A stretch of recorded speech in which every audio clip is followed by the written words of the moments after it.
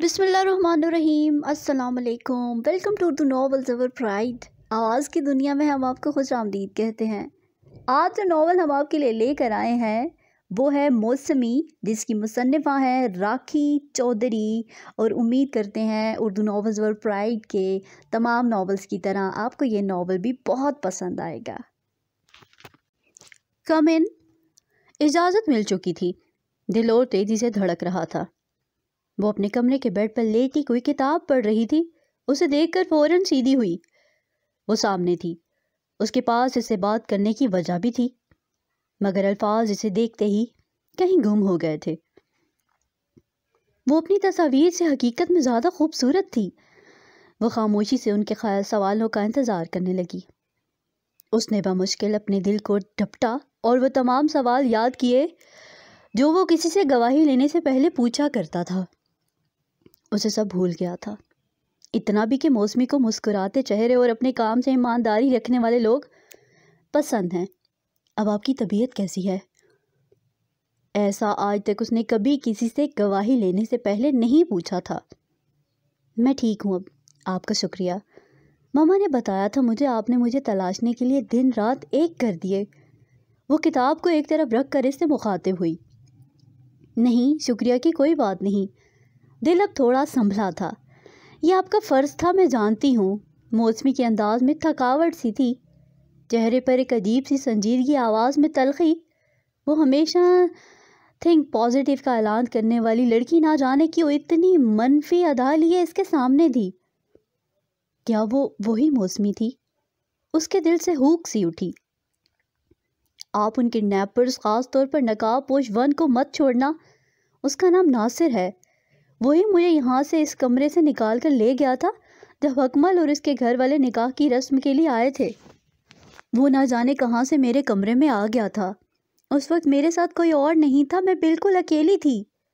اس سے پہلے کہ میں کوئی رد عمل کر سکوں، اس نے نہ جانے کس چیز سے مجھ پر اسپرے کیا اور میں بے ہوش ہو گئی۔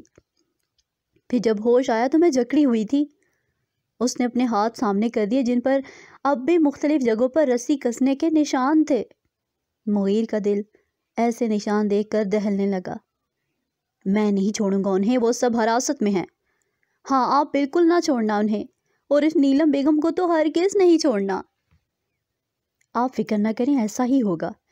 آپ کو پتہ ہے اس نیلم بیگم کی وجہ سے میں نے ناشکری کی کیسی کیسی حدیں پار کی، اپنے رب کو کتنا برا بھلا کہا۔ مجھے مرنا تھا اور وہ مجھے مارتا نہیں تھا۔ اف، کیسا وقت تھا، میں بتا نہیں سکتی۔ اپنی دعائیں اپنے منہ پر پلٹتی نظر آتی تھی۔ میری ساری امیدیں ختم ہو چکی تھیں۔ انسپکٹر مغیر اسے بولتے ہوئے سنتا رہا۔ اس کے چہرے پر خوف کی پرچھائیاں تھیں۔ اپنی آپ بیتی بتاتے وقت اس کی آنکھوں میں پانی تھا۔ اس میں اس کا قصور نہ تھا۔ ایسے حالات سے گزرنے کے بعد ایسا رد عمل لازمی تھا۔ وہ بالآخر رو ہی پڑی۔ انسپکٹر مغیر کا دل اس کی ایسی حالت دیکھ کر سکڑ رہا تھا۔ وہ اسے چپ کرانا چاہتا تھا، مگر وہ روئے جا رہی تھی۔ اس نے پانی پیش کیا۔ وہ 2 گھونٹ پینے کے بعد پھر سے رونے لگی۔ انسپکٹر مغیر سے زیادہ دیر تک وہاں ٹھہرا نہیں گیا۔ اس نے اپنی شرٹ میں چھپائی چاکلیٹ نکال کر چپکے سے اس کے بیڈ کے پاس رکھ دی اور وہاں سے چل پڑا۔ شہناز فون پر بات کر چکی تھی اور ابھی اسی طرف آ رہی تھی۔ آئی ایم سوری، مگر وہ رو رہی ہے۔ کیا بتاؤں آپ کو انسپکٹر، جب سے آئی ہے ایسے ہی ری ایکٹ کر رہی ہے۔ سوتے ہوئے چیختی ہے، بیٹھے بیٹھے روتی ہے، اندھیرا انہیں نہیں کرنے دیتی، سارا دن چپ رہتی ہے۔ اس کے بھائی اپنا سارا کام کاج چھوڑ کر اس کے پاس آئے ہیں، مگر وہ سب سے دور رہتی ہے۔ کل تو اکمل کو بھی اپنے کمرے سے نکال دیا۔ اسے سائیکیٹرسٹ کے پاس لے جانے کا بھی کوئی فائدہ نہیں ہوا۔ اس کا بہت خیال رکھنا، سب ٹھیک ہو جائے گا۔ وہ شہناز کو تسلی دے آیا تھا، مگر اپنے آپ کو تسلی دینا بہت مشکل تھا۔ شہناز کے گھر آتے وقت محبت کا ایک رنگ اس پر چڑھا تھا، مگر اب تو وہ جیسے محبت کے ہزاروں رنگ میں سمو کر خود کو کھو چکا تھا۔ موسمی کی خوف زدہ آنکھیں، اداس چہرہ، تھکی سی ادائیں، سنجیدہ رنجیدہ باتیں، بدلہ و انتقام کے رنگ، اور شہناز کی باتیں اس کی محبت کے مزاج کے رنگ کو اور مختلف بنا گئے تھے۔ Regret is better than gratitude. جب وہ وقت خوش تھا محبت کی وجہ سے، جب اسے اپنی محبت سے ملنے جانا تھا، اس نے ایک بار بھی خدا کو یاد نہ کیا، شکرانہ نہ کیا، مگر جب وہ اپنی محبت کو یوں اداس دیکھ کر آیا، خود بخود اس کے ہاتھ دعا کی طرف اٹھے۔ ہم خوشی میں شکرانہ کرنا بھلے بھول جائیں، مگر افسوس میں رب ہی یاد آتا ہے۔ وہ بھی موسمی سے مل کر آنے کے بعد سجدوں میں آ گرا۔ اتنی شہرت ملنے کے باوجود بھی، محبت کے خیر سے واپس آنے کے بعد بھی اس نے ایک لمحے کے لیے بھی اسے یاد نہ کیا جس نے اس کی زندگی کو اتنا بدل دیا۔ وہ بے حد روتا رہا۔ موسمی کا رونا اسے رلاتا رہا، بے سکون کرتا رہا۔ وہ آج سے پہلے بھی بہت بار سجدوں میں رو چکا تھا، کسی کی زندگی بھیک مانگتا رہا تھا، مگر اس کی دعا میں کوئی کمی رہ گئی تھی شاید۔ اس کی ماں برین میں موجود ٹیومر کا مقابلہ نہ کر سکی اور اس سب کو تنہا چھوڑ کر چلی گئی۔ ماں کو کھونے کے بعد اس نے اپنے رب سے آج تک کچھ نہ مانگا تھا، جبکہ اس دن بے حد خراب چل رہے تھے تب بھی نہیں، جب سردی کے موسم میں پسینہ آتا تھا، بیٹھے بٹھائے سانس پھول جاتی تھی، دماغ جب چکر میں پڑ جاتا تھا، جب سینئرز کا زور بڑھتا تھا، محرر کی لکھی فائلز میں اضافہ ہوتا تھا، ڈپریشن بڑھ جاتا تھا، تب بھی نہیں، کبھی نہیں، اس نے کبھی کچھ نہیں مانگا تھا۔ 2 ماہ موسمی کی ہوا سے خمسہ کو بوجھل کرنے والی تلاش، اپنے دل کا موسمی کے نام کا جاب کرتے وقت بھی وہ کبھی نہ چونکا تھا، ایک پیار بھی نہ مانگا تھا۔ یہ انا کی جنگ نہ تھی، بس اب اللہ تعالیٰ سے ملنے والی مایوسی کو سہنے کی طاقت نہ تھی اس میں۔ یہ بھی انسان کی فطرت ہے، دعائیں مانگ کر وہ کئی بار بے غم ہو جاتا ہے۔ یہ بھی انسان کی فطرت میں ہی شامل ہے۔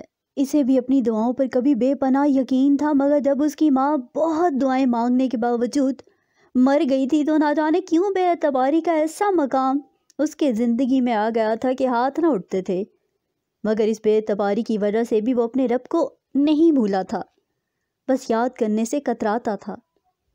لیکن موسمی کی ایسی حالت دیکھ کر اس کے پیچھے ہٹتے قدم آگے بڑھے آئے تھے۔ وہ سجدے میں جھکا یوں روئے جا رہا تھا جیسے کوئی کسی بہت اپنے سے عرصے بعد ملا ہو۔ اس نے موسمی کے لیے خوشی مانگی اور پھر مانگتا ہی گیا۔ دنیاوی محبت ہو یا حقیقی محبت، محبت کی لگن سے دعائیں جدا نہیں ہو سکتیں۔ دعا اور محبت کا رشتہ سدا یوں پرانا ہے۔ دعاؤں اور سجدوں کے بعد دل کو سکون تو تھا، مگر غصہ ہنوز برقرار تھا۔ نیلم بائی انویسٹیگیشن کی ٹیم کے ساتھ مکمل طور پر تعاون عیاں کر چکی تھی، مگر ناصر اور شفیع اپنا جرم ماننے سے انکاری تھے۔ ایک تو ہنر آتا تھا اسے گناہ گاروں کو گناہ قبول کروانے کا، دوسرا غصہ بھی بہت تھا۔ اس کی وجہ سے موسمی کی یہ حالت ہوئی تھی۔ شروع میں دونوں مار کھانے کے باوجود اپنی بات پر قائم رہے کہ نیلم بائی جھوٹی ہے۔ اس کے ساتھ ساتھ وہ وقتاً فوقتاً دھمکی، گھوس، لالچ، مختلف طریقے اپناتے رہے۔ ہمارے ساتھ ہاتھ ملا لے، بہت اوپر تک جائے گا، تمہیں جو چاہیے ملے گا، مگر وہ کچھ سنے بغیر پیٹتا رہا۔ استاد بتا دو سب کچھ ورنہ۔ شفیع مار کھا کھا کر تنگ آ چکا تھا۔ تو ہی بتا، مغین نے اسے بالوں سے جکڑ کر کہا۔ بتاتا ہوں۔ دیکھ شفیع، غداری کی سزا موت سے بدتر ملے گی، اور ایمانداری کیا کر کے مل رہی ہے استاد؟ زیور آپ نے رکھ لیے، خرچہ بھی نہ دیا اور پولیس کی مار بھی کھانی پڑی۔ آپ مارے یا یہ لوگ، مرنا تو ہے ہی مجھے۔ شفیع قانون کے آگے گھٹنے ٹیک چکا تھا۔ نواز شفیع کو نکال کر انویسٹیگیشن روم میں لایا تھا۔ کچھ ہی دیر میں انسپکٹر مغین ناصر کو بھی لے آئے۔ پولیس کا ڈنڈا اسے زیادہ دیر تک بے زبان نہ رکھ سکا۔ موسمی کے بھائیوں نے بھی اب جانا تھا۔ موسمی کی حالت اب پہلے سے نارمل تھی، مگر اب بھی وہ خوفناک خواب دیکھا کرتی تھی۔ اس کڈنیپنگ نے اس کے شعور و لاشعور میں موجود تمام منفی موضوعات کو روشن کیا تھا۔ اب اس کے دل کی بے چینی اور اس کی سوچ کی بدمزاجی اس کے کام بھی دکھنے لگی۔ اس کے کینوس پر خیال کے رنگوں سے ابھری تصویر میں وہی سنہری بالوں والی خوبصورت بچی چیخ رہی تھی۔ وہ اپنے کام مکمل کرنے سے پہلے پل بھر کے لیے بھی نہ رکی تھی، اور جب کام مکمل ہونے کے بعد رکی تو اپنے ہی خیالوں سے ابھری اس بچی کی پورٹریٹ کو دیکھ کر خود ہی رونے بیٹھ گئی۔ ہماری زندگی میں ہمارے سامنے آئے ناسازگار حالات اور برے اوقات آ کر چلے تو جاتے ہیں، مگر ہم کئی بار ان دردناک حالات میں سدا کے لیے گرفتار ہو جاتے ہیں۔ پہلے کڈنیپر، پھر نیلم بائی کی نیلی کوٹھی، کاجل اور گہنا کی واہیات باتیں، غیر ملکی مہمان اور ان کی اس کے وجود کو چیرتی نظریں اسے اپنے آپ سب سے بہت دور لے آئی تھیں۔ بیان ریکارڈ کرانے کے بعد تمام سامان کے ساتھ انسپکٹر مغیر ایک خالی کمرے کے بیچوں بیچ رکھے ٹیبل اور کرسیوں پر شفیع اور ناصر کے ساتھ بیٹھے تھے۔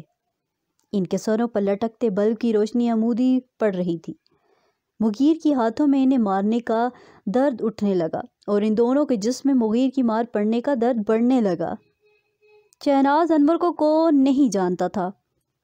ہمارے دماغ میں کب سے اس کے گھر کے کسی فرد کو اٹھانے اور پیسہ کمانے کی خواہش تھی، مگر اس کے سب ہی بیٹے غیر ملک میں تھے۔ ہم عرفان کو اٹھانے کا سوچ ہی رہے تھے کہ ہمیں شہناز کی بیٹی کی شادی کی خبر ملی۔ یوں تو ان کے گھر تک رسائی حاصل کرنا ناممکن تھا، ہر طرف اس کے گارڈز تھے، مگر شادی والے گھر میں کون کیسے دیکھتا ہے؟ ہم ڈیکوریشن کی ٹیم کے ساتھ مل کر بہت دنوں سے موسمی پر نظر رکھے ہوئے تھے، مگر موقع نہیں مل رہا تھا۔ بس اس دن بارات کے آتے ہی ہمیں موقع مل گیا۔ موسمی اکیلی تھی، یہی موقع تھا اسے اٹھانے کا۔ ہم نے موسمی کو بے ہوش کر کے بڑے سے پارسل میں بند کر دیا اور پھر اسے ڈیکوریشن ٹیم کے سامان والی ٹریک میں رکھ دیا۔ یوں ہم موسمی کو بے حد آسانی سے وہاں سے لے آئے تھے۔ ہم نے تو پلان بنایا تھا کہ ایک آدھ دن میں کام ختم ہو جائے گا، مگر شہناز نے آپ کو انوالو کر لیا، جس کی وجہ سے ہمیں موسمی کو اپنے ساتھ رکھنا پڑا۔ پھر جب لگا کہ اب پولیس کا چکر ختم تو ہم نے شہناز انور کو اسی کے فارم ہاؤس پر پیسوں کے ساتھ بلوایا، مگر وہاں پولیس آ گئی اور سارا کھیل خراب ہو گیا۔ آپ نے جسے مارا تھا وہ میرا بھائی تھا، میں پکڑا نہ جاؤں اس لیے اس نے اپنی جان قربان کر دی۔ پھر میں نے طے کیا کہ جس لڑکی کی وجہ سے میں نے اپنے بھائی کو کھویا، اسے اس کے نتیجے تک پہنچاؤں گا، اسی لیے آگے کا کام نیلم بائی کے ہاتھ دے دیا۔ موسمی کی ماں سے اور پیسے مانگتے تو اسے موسمی کو واپس دینا پڑتا۔ دھندے کا تو اصول توڑنا ناممکن تھا، اس لیے موسمی کو نیلم بائی کے پاس بھیجا۔ 80 لاکھ کا سودا لگا تھا، غیر ملکیوں کے ساتھ۔ مال بھی تو ایسا تھا۔ انسپکٹر مغیر جواب تک ضبط کیے بیٹھا تھا، 2 گھونسے رسید کیے ناصر کی ایسی بات پر اس کے منہ پر۔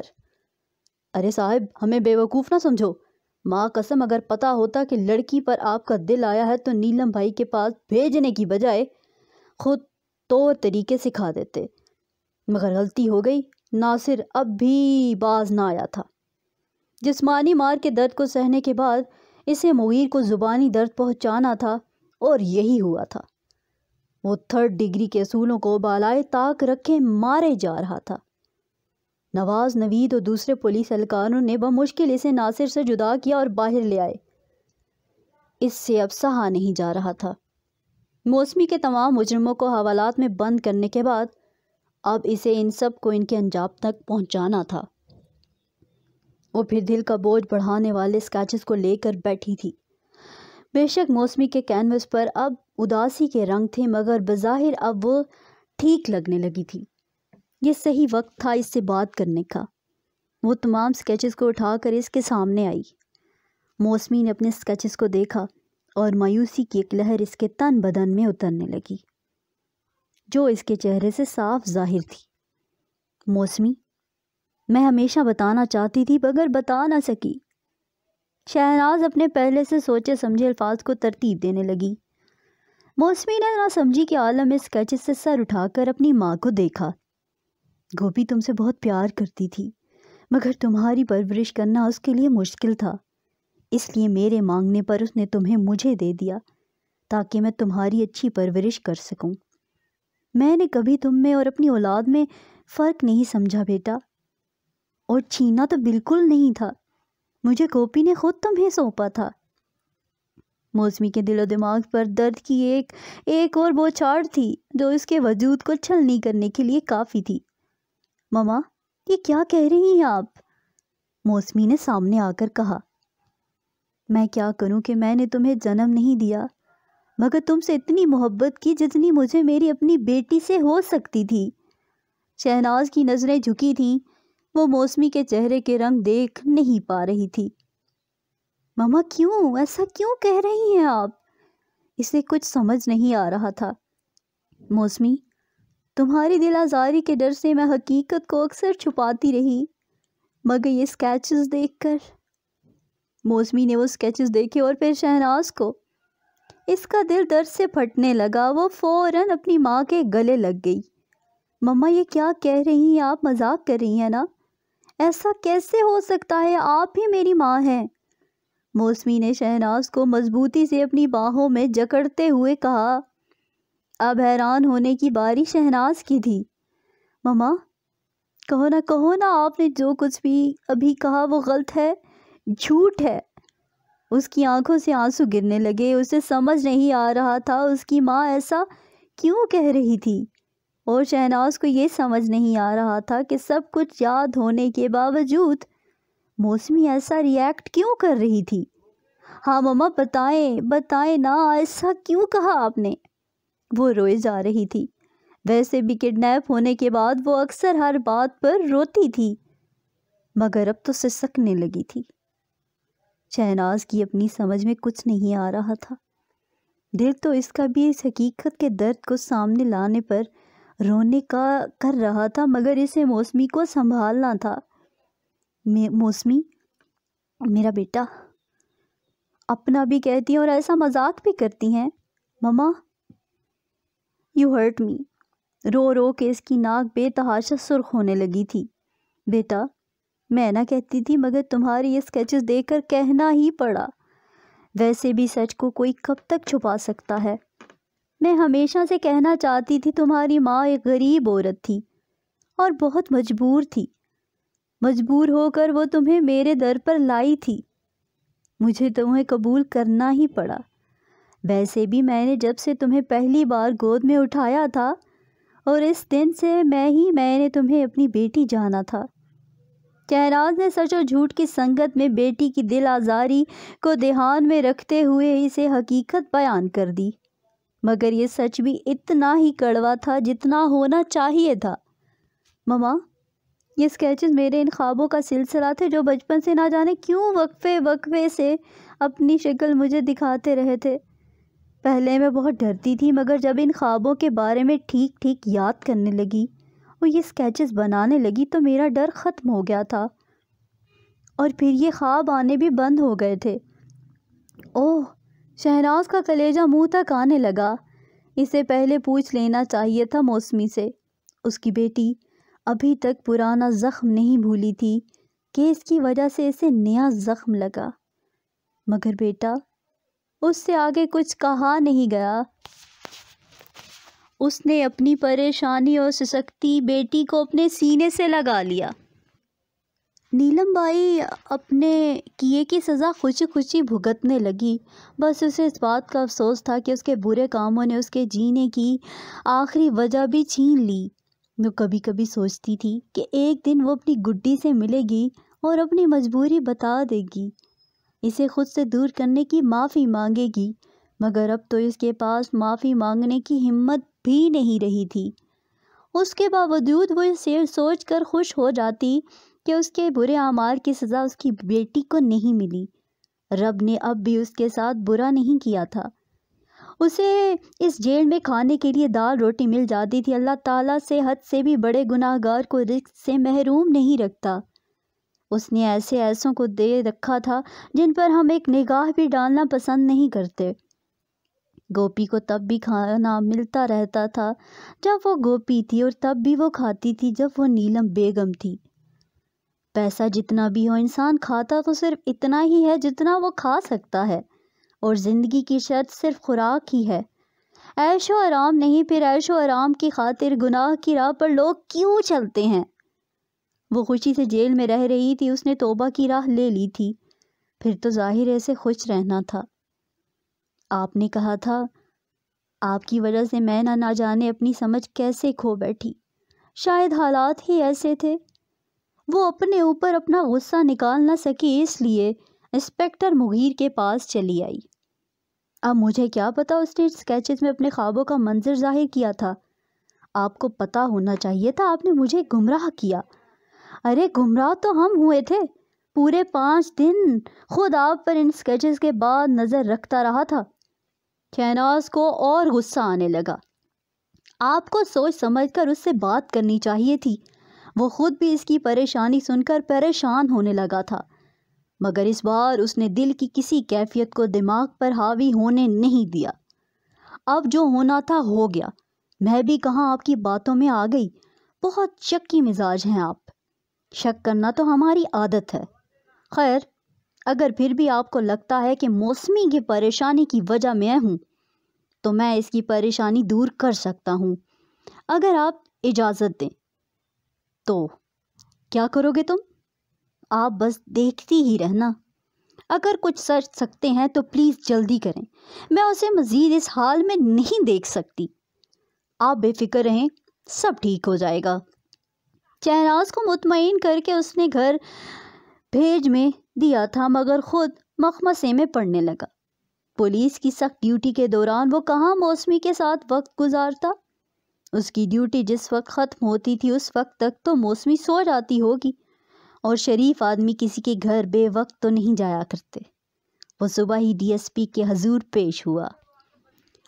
اب اس کی قابلیت کا ترا ہر طرف بلند ہونے لگا تھا۔ ڈی ایس پی صاحب کے مزاج میں بھی بتدریج تبدیلی ہوتی تھی۔ وہ انسپکٹر مغیر کو دیکھتے ہی ان کے استقبال کے لیے خود کھڑے ہو گئے۔ وقت کی بات ہے، اس بات کو 6 ماہ بھی نہ ہوئے تھے کہ مغیر جب ڈی ایس پی صاحب کی طرف آئے تو انہیں دیکھتے ہی وہ آگ بگولا ہو گئے تھے۔ تم جیسے انسپکٹر پولیس ڈپارٹمنٹ نام خراب کرنے کے لیے بھرتی ہوتے ہیں، ڈی ایس پی صاحب نے آخری ملاقات میں بلا جھجک کہا تھا، اور آج پورے لب کھولے ان کا استقبال کر رہے تھے۔ آؤ آؤ انسپکٹر مغیر احمد، بڑے دنوں سے یاد بھی نہیں کیا۔ بس سر وہ، ہاں بھائی، اب فراغت کہاں، آپ کے کارنامے اب فقط ڈپارٹمنٹ کی حدود تک ہی محدود نہیں رہے، اب تو آپ کی مصروفیت کے چرچے شہر بھر میں ہونے لگے ہیں۔ ہاں بس وہ سر، مغیر ڈائریکٹ سے اپنی آمد کا مقصد بیان کرنا چاہتا تھا، مگر ڈی ایس پی صاحب تھے کہ تکلف میں پڑنے لگے تھے۔ انسپکٹر مغیر کے لیے اسپیشل چائے بھیج دیں، وہ فون پر بنا پوچھے آرڈر دے چکے تھے۔ سر مجھے چھٹی چاہیے۔ ڈی ایس پی صاحب پہلے تو حیرت سے انہیں دیکھنے لگے اور پھر گویا ہوئے۔ اب آپ کے پروموشن کے چانسز پکے ہیں انسپکٹر مغیر، آپ جلد ہی بہت اوپر جاؤ گے، مگر اس دوران آپ کا چھٹی لینا آپ کے کیریئر پر بہت بھاری پڑے گا۔ میں جانتا ہوں سر، اور جاننے کے باوجود ایسی حماقت کر رہے ہو۔ کچھ حماقتیں ہماری زندگی کی سب سے بڑی سمجھداری کا نمونہ ہوتی ہیں سر۔ چائے آ چکی تھی۔ انسپکٹر مغیر نے وقت ضائع کیے بغیر چائے کی چسکی لے لی۔ اب ان کے زبان پر گرم چائے پینے سے کوئی اثر نہیں ہوتا تھا۔ پھر بھی سوچ لیں، میں سوچ چکا ہوں سر، مجھے ترقی نہیں چھٹی چاہیے۔ ترقی تو اب ہوتی رہے گی۔ ہاں ہاں وہ تو ہے، آپ گرم گرم چائے جو پینے لگے ہیں، نہیں ایسا ہمیشہ بھی نہیں ہوتا، میں تو آج کل پانی کی طرح ٹھنڈی چائے بھی پینے لگا ہوں۔ وہ دونوں ہنسنے لگے۔ اپنے کام سے ایماندار لوگوں کی نشانی ہی یہی ہوتی ہے، یا تو وہ فوراً گرم چائے پی لیتے ہیں یا پانی کی طرح ٹھنڈی۔ تم درخواست لکھ دو، دیکھتے ہیں۔ ڈی ایس پی نے اپنی چائے اٹھاتے اور پھونک مار کر چسکی لیتے ہوئے کہا۔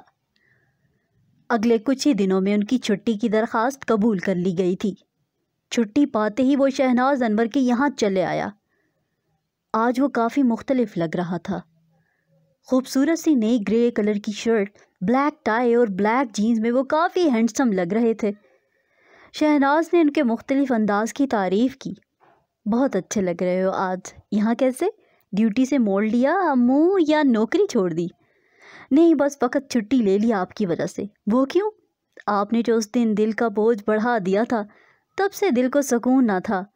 کسی کی دل آزاری یا دل دکھانا ناحقوق العباد میں عظیم گناہ ہے، بس اسی لیے چھٹی لے لی۔ موسمی اپنے کمرے میں ہے، اس نے سمجھ کر مسکراتے ہوئے کہا۔ وہ اسی طرف بڑھنے لگا۔ انسپکٹر مغیر، یاد رہے کسی کی دل آزاری یا دل دکھانا حقوق العباد میں عظیم گناہ ہے۔ اگر آپ کی وجہ سے موسمی کا دل جڑنے کی بجائے ٹوٹا تو میں آپ کی ٹرانسفر کروا دوں گی۔ انسپکٹر مغیر مسکرا دیا۔ وہ آج بھی دستک دینے پر پوچھ رہی تھی کون ہے؟ اس نے آج بھی اپنا وہی پرانا تعلق بتایا جو ایک پولیس کا انصاف مانگنے والوں کے ساتھ ہوتا ہے، مگر اب تو تعلق بدل گیا تھا۔ انصاف مانگنے والوں کو انصاف دلوانے کے بعد وہ اپنے لیے کچھ مانگنے آیا تھا۔ آئیے نا، موسمی نے خوش دلی سے کہا۔ وہ آج بھی اپنے کینوس پر غموں کے رنگوں کی بارش بر رہی تھی۔ انسپکٹر مغیر کے دل کو اس کے اداس رنگ دیکھ کر کچھ ہوا تھا۔ کیسی ہو؟ وہ آپ اور تم کے متعلق سوچنے لگا۔ میں بھی ٹھیک ہوں، وہ اپنے کام میں مصروف رہی۔ کیا میں دیکھ سکتا ہوں آپ اس پینٹنگ کو کیسے مکمل کرتی ہیں؟ آپ کو بھی پینٹنگ بنانے کا شوق ہے؟ نہیں، فقط خوش رنگ بکھیرتی ہوئی پینٹنگ دیکھنے کا۔ آپ کی تمام پینٹنگز دیکھ کر مجھے پازیٹیو انرجی ملتی ہے، اور صرف مجھے ہی کیوں، آپ کی پینٹنگز دیکھ کر ہر کوئی آپ کی پازیٹیو تھاٹس کی خوبصورتی اور کشش کا اعتراف کیے بغیر نہیں رہ سکتا۔ انسپکٹر مغیر کی بات سن کر وہ اداس ہو گئی۔ اب اس سے پہلے جیسی پینٹنگ نہیں بنائی جاتی تھی۔ اس کی بات کا جواب دینے کی بجائے وہ اپنے کام میں مصروف رہی۔ دیکھتے ہی دیکھتے اس نے اپنے خیال میں موجود امیج کو شکل دی۔ اپنا کام مکمل کرنے کے بعد جب وہ کچھ قدم پیچھے چل کر اپنے کام کو دیکھنے لگی تو درد کی ایک عجیب لہر اس کے روم روم سے اٹھی۔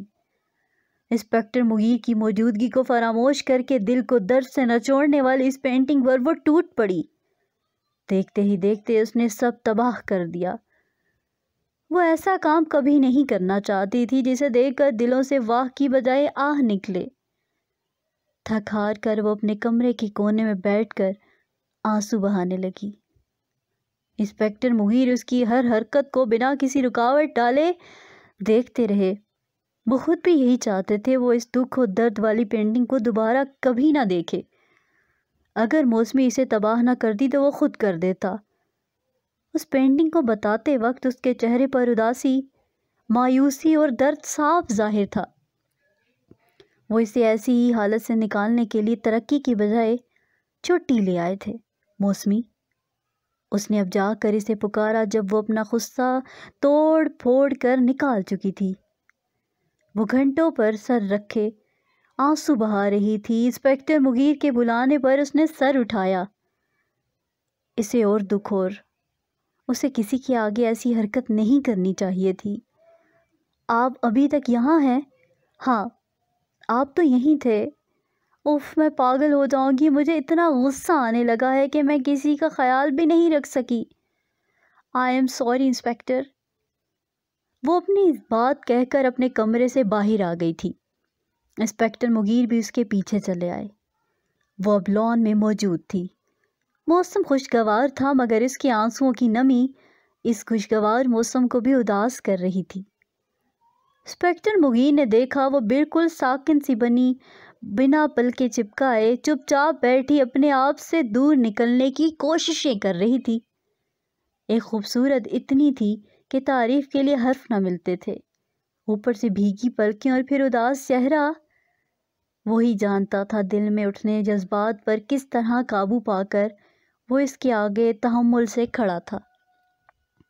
اسے یوں اپنے پیچھے آتا دیکھ کر اسے برا لگا، مگر وہ کچھ بھی ظاہر کرنے کی حالت میں نہ تھی۔ چپ چاپ گارڈن میں بنی سنگ مرمر کی بنی بینچ پر آگے کھسک گئی تاکہ وہ بیٹھ سکے۔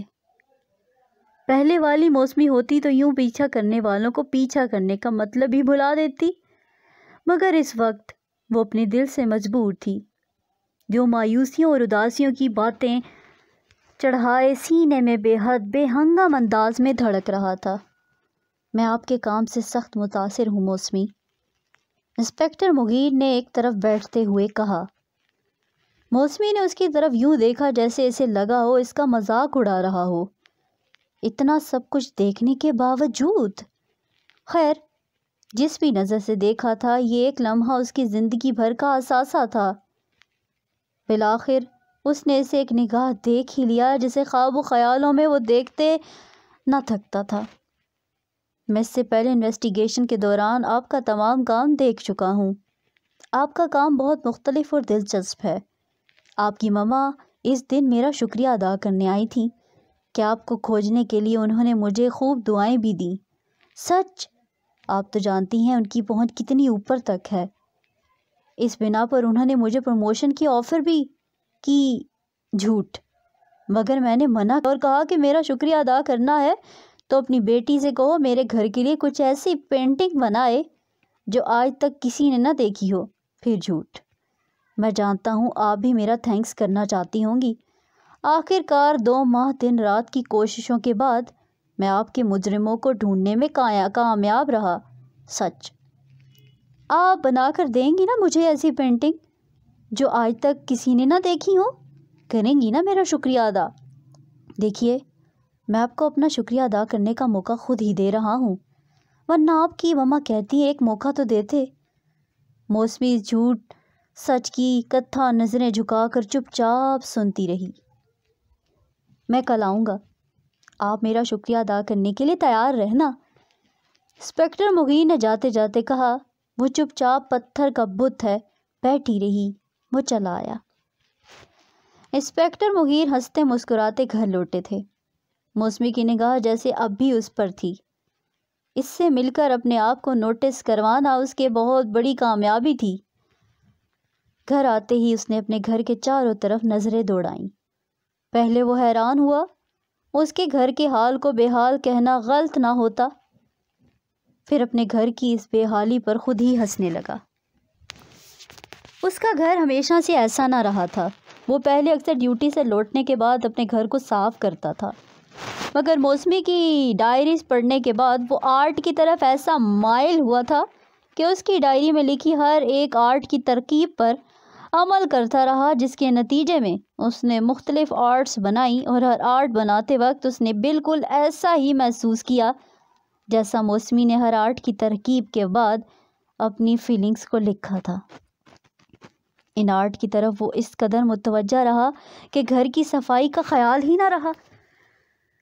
مگر آج وہ موسمی سے مل کر آیا تھا اور خود پر اس کی نگاہ کا اثر ساتھ لایا تھا۔ جب گھر بسانے کا سوچ رہا تھا تو گھر چمکانا لازمی تھا، اس لیے آج اس نے گھر کی صفائی کا فیصلہ کیا۔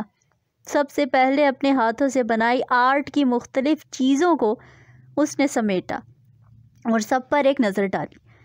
گول اور ٹوٹی ہوئی چوڑیوں سے بنی بنجارن کی پینٹنگ، سورج مکھی کے بیجوں سے بنے مختلف پھول اور پینٹنگز، گول خوبصورت کیک نما گتوں اور کاغذ کے خوبصورت ڈبے، بٹنوں اور موتیوں سے بنی مختلف آرٹس، پھولے ہوئے غباروں پر چمکتی افشاں کا چڑھاوا اور پھر ان کی مختلف شیپس میں کٹنگ کر کے استعمال کی چیزیں بنانا، تتلیوں کی شکل میں بنے ڈسٹ بن، گتوں کے کارڈز، مور، مچھلیاں، پلاسٹک کی بوتلوں سے بنے گلدان، اون، کپاس، کریپ کاغذ سے بنے پھول، ایکویریم، درخت، ڈور بیل، مختلف سائز کے ربر بینڈ سے بنی پونیاں، بریسلٹ، سینڈلز، مختلف کپڑوں سے بنے پلیٹنگ اور فوٹو فریم، اڑتے ہوئے کافی کپ۔ اس نے اپنے ہاتھوں سے بنائی تمام آرٹس کو حفاظت سے ایک خالی ڈبے میں رکھ دیا اور ڈبہ پلنگ کے نیچے کھسکا دیا۔ کام کے مکمل ہونے کے بعد وہ سب کچھ بھول کر پھر سے موسمی کے مختلف سوچنے کے لیے بیٹھ گیا۔ ہائے، اس کی ایک نگاہ کا اثر اسے اب بھی لگ رہا تھا جیسے وہ نظروں پر ٹھہری ہوئی ہو۔ کچھ دیر موسمی کے مختلف سوچنے کے بعد اس نے دل کو ڈپٹا کہ کام بہت تھا۔ اس نے کمرے کے ارد گرد نظر دوڑائی۔ اس کے 2 ماہ کے کپڑے سوائے اس کی یونیفارم کے کونے والی کرسی پر پڑے تھے۔ وہ سوچنے لگا وہ ان کپڑوں کا کیا کرے، خود دھو لے یا دھوبی کے پاس بھجوا دے۔ وہ اسی سوچ میں تھا کہ کپڑوں کا یہ منظر اسے کسی تصور میں لے آیا تھا۔ بے خیالی میں اس نے میلے کپڑے کونے والی کرسی پر اس طرح پھینکے تھے کہ لگتا کوئی موٹی عورت کونے میں کرسی پر برا جمع ہو۔ مغیر اس تصور کے زیر اثر مسکرا دیا۔ پھر اس کی نظر اپنے کمرے کی دیواروں پر پڑی۔ سامنے والی دیوار کا پینٹ بری طرح اکھڑا ہوا تھا، مگر پینٹ کے اکھڑنے کا غم کرنے کی بجائے وہ اکھڑے ہوئے پینٹ کو اپنی تصور کی نگاہوں سے دیکھنے لگا۔ پینٹ کچھ اس طرح اکھڑا تھا کہ اسے لگا جیسے اونٹوں کا قافلہ رواں ہو۔ وہ مسکرانے لگا۔ پھر اس کی نگاہ چھت کی طرف گئی۔ اس کی چھت کا کلر نیلا تھا۔ اس پر مکڑی نے بڑے بڑے جالے بنائے ہوئے تھے۔ اس نے ان مکڑی کے جالوں کو موسمی کے نظریے کی روح سے دیکھا۔ تصور کے نقشے میں مکڑی کے جالے اسے نیلی چھت پر سفید روؤں سے لگے جیسے نیلے آسمان پر سفید بادل چھائے ہوں۔ واہ! اس نے کمرے کو صاف کرنے کی بجائے اپنے کمرے کی تصویریں لیں اور اگلی صبح موسمی کے سامنے پیش کیں۔ یہ کیا ہے؟ جو بھی ہے آپ بنا دیں، مغیر نے تحمل سے کہا۔ مگر یہ کیا ہے؟ کیوں بناؤں میں یہ تصویر؟ آپ کو یاد ہے نا، آپ نے مجھے شکریہ کہنا ہے تو بنا دیں۔ موسمی کا موڈ تو نہیں تھا، مگر اس کی ماں کہہ چکی تھی تو اسے انسپیکٹر کے لیے تصویر بنانی تھی۔ وہ چپ چاپ بیٹھا رہا۔ موسمی نے بے دلی سے اپنا کام شروع کیا۔ وہ اپنا کام کرتے وقت مسلسل موبائل میں موجود فوٹو کو دیکھ رہی تھی۔ یہاں پر یہ پارٹ اختتام کو پہنچا۔ مزید پارٹ سننے کے لیے اردو ناول زبر برائٹ کو لائک کیجیے، سبسکرائب کیجیے، شیئر کیجیے، کمنٹ کرنا مت بھولیے گا۔